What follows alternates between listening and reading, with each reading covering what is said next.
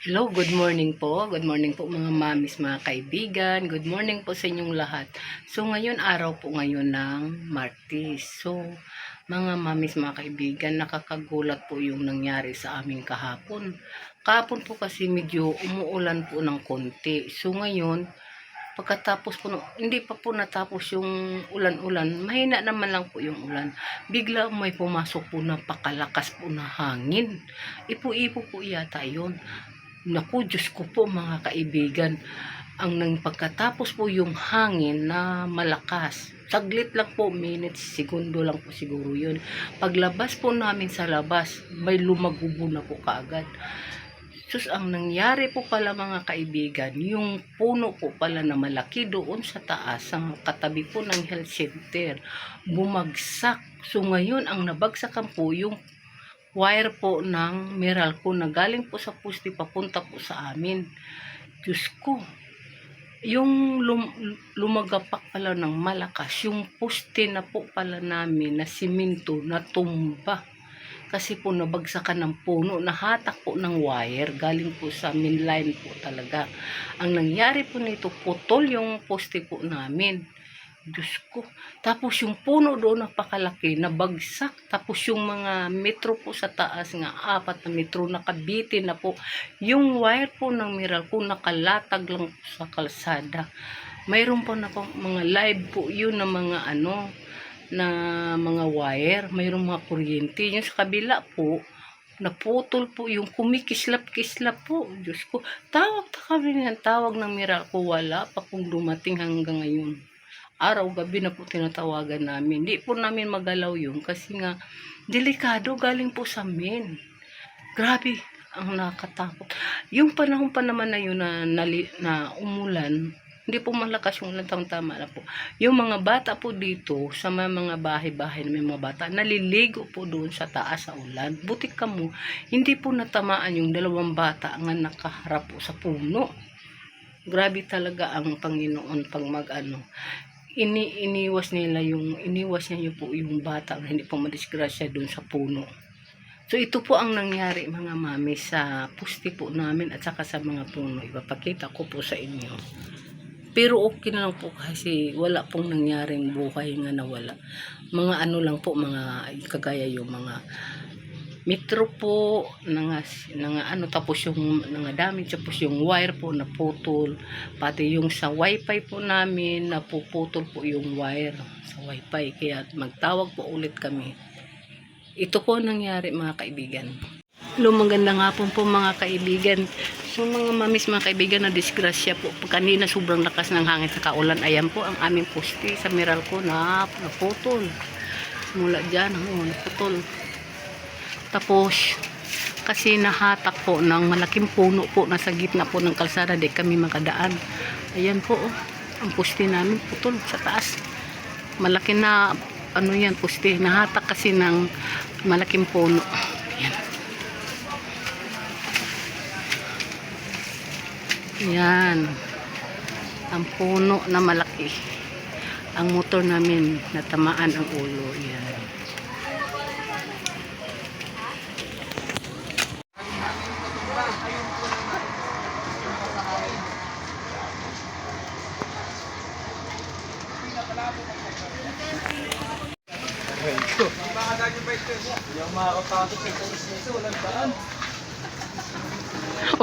Walang daan, di nga makapasok yung anak kong isa. Yan, malaking puno yan na puputol. Ano na? Ito po ang nangyari dito sa amin, oh. Ang lakas kasi ng hangin na nabuwal yung puno. Ayan. Ayan. Ayan. Di kami makadaan dyan sa gitna to ng kalsada sa daanan namin. Ito po yung motor namin yan. Natamaan. Ang laki ng puno. Ayan. Ayan ang kutsi. Nabagsakan ng malaking puno. Wala. Sira na yung kutsi na yan. Ayan. Ang mga motor nga dito muntik. Ayan. Ano sabi ng BPSO? Ayan na sila. Si Boy tinawagan na ni Raymart. Uy, ito pa namang wire na ito live, ito kumikislap-kislap dyan banda, kumikislap-kislap. Hindi na kami makadaan. May mga live yan. Ayan, oh. Ganito nangyari sa amin kahapon, ng hapon. Yung kutsi na bagsakan na. Kahapon po na ba? Opo, kahapon. Lakas ng hangin. Ipo-ipo yata. Puste namin putol. Putol rin? Simento pa yun. Yun, oh. Kasi yung wire, nahatak yung puste namin, putol. Oo, yung wire na yan, galing puste. Wala, putol puste namin. Simento pa yan. Pero may kuryente pa. Mayroon, kaso lang delikado kasi yung bakal, yung tubo nga nilagyan. Ito yung delikado, kuryente naman. Kaya nga, kung di tumatibay, putol yan. Kahapon yan. Putol. Oh, bagsakan yung kutsi. Ewan ko kung sira-sira ba yan. Ayan. Hindi kaya. Pahiga talaga yan. Pahiga na lang yan. Pahiga na lang yan. Pahiga, no? Ganito, oh. Warak. Sayang ang puno na ito. Yung pala yung pinagkapon. Ganito ang nangyari kahapon sa amin. Ipo-ipo po ang dumaan. Grabe po nangyari sa amin kahapon. Ang lakas kasi ng hangin. Ano po yun? Hindi normal po na hangin. Mabilis lang po ang sa tagal na puno na yun, pati yung poste po namin. Bato pa po. Ano po yung poste namin? Yung simento sa kuryente, poste sa simento, poste sa kuryente, simento. Naputol dahil nahatak doon sa wire nga nadatugan ng puno na malaki. Buti ka mo, umuulan. Kada ulan pa naman, maraming bata doon na maglalaro. Buti ka mo yung na yun, at mga bata nasa unahan ng konti. Hindi po dito talaga mismo sa nabagsakan ng puno. Mayroon naman doon mga bata, kaso lang nakausog na ng konti. Yung anak ko nga, yung bunso, ito puno bumagsak. Diyan lang po siya, malapit. Tumakbo siya, nanginginig. Umuwi sa bahay kasi naligo nga kasi malakas ang ulan. Saglit lang po yung hangin. Bilis ng hangin. Saglit lang talaga. Bagsak agad ang puno. Ipo-ipo daw yung tawag. Grabe. Kaya yung isa kong anak may pasok. Pumilit doon dumaan sa likod namin. Nagdulas na sugatan pa. Dahil ang hirap daanan doon sa likod kasi ang mga luti doon nakabakod.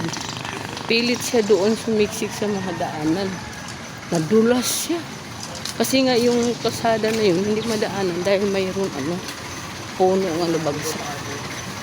Nasugatan pa po siya sa dito banda dito may galit kasi madulak siya. Sabi. Tapos ngayon uuwi siya. Yung asawa ko at saka yung dalawa kong anak hindi po makapasok ngayon. Dahil asikasuhin po yung poste nga na putol.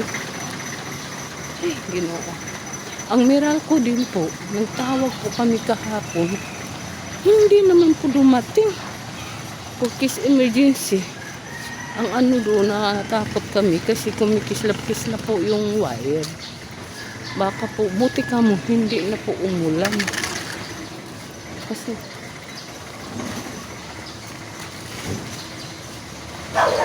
kung umulan pa po kagabi, kung hindi tumigil yung ulan, delikado po yun kasi yung wire nga naputol, siyempre mag-ground yun.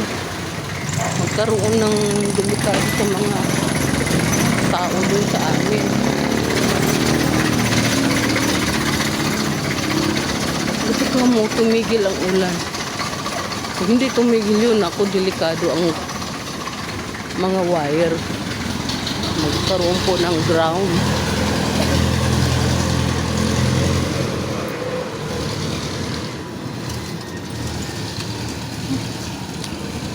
Ngayon, maaga po tayo mamalingki ng kaibigan ng mami kasi nga aalis po yung anak. May asikasuhin ng mga papel. Ako lang, yung motor, paano makaalis yung motor namin? Buti ka mo yung motor namin, hindi nabagsakan sa gitna. Doon lang sa unahan po ng ulo. Ay. Ako na pa sa. Ito talaga yung pagkukuhan.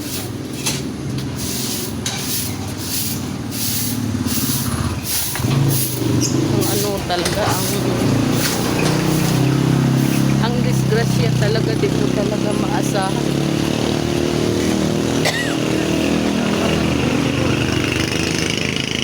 Hindi mo talaga mamalayan ang disgrasya sa panahon, mga kaibigan. Punta tayo ng palengke ngayon kasi bibili po tayo ng mga ulam at saka bigas.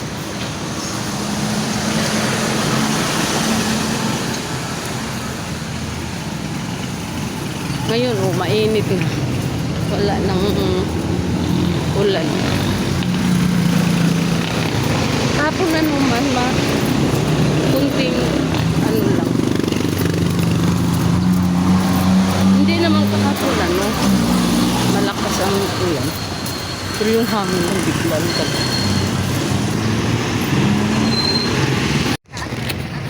Bibili tayo po dito ng mga itlog.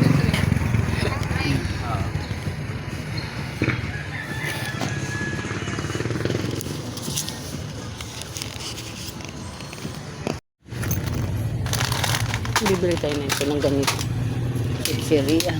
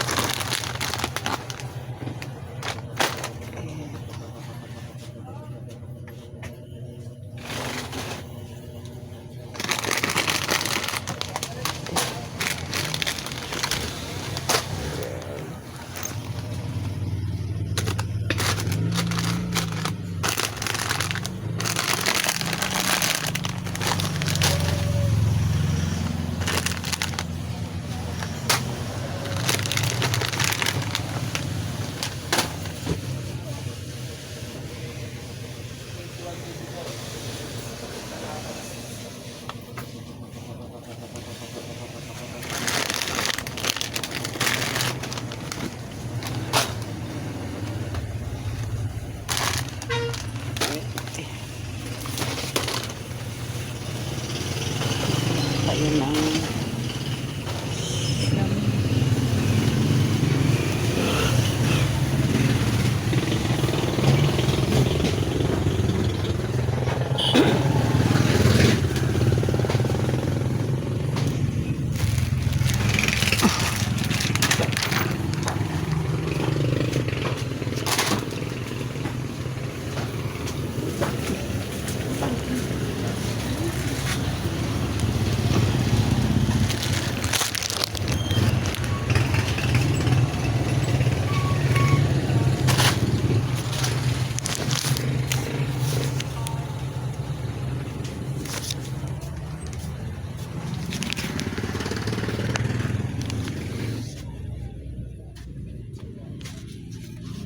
po tayo ng katol.